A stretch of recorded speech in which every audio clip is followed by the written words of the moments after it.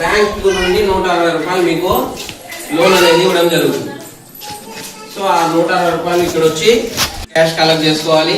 Collect చేసుకున్న తర్వాత ఈ 160 రూపీస్ ని 3 భాగాలుగా విభజించుకోవాలి. ఒకటి బిజినెస్ మీద, రెండోది ఎక్స్పెండిచర్ మీద, మూడవది సేవింగ్స్ మీద.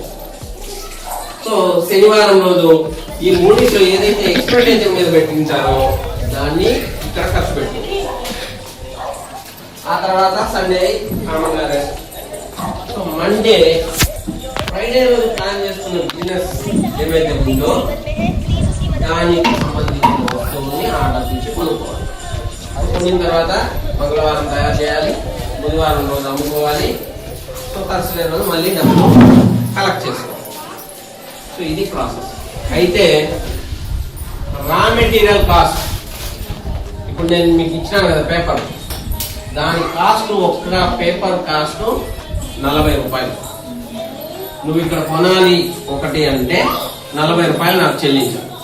ఇస్తే అప్పుడు నేను నీకు ఒక పేపర్ ఇస్తాను.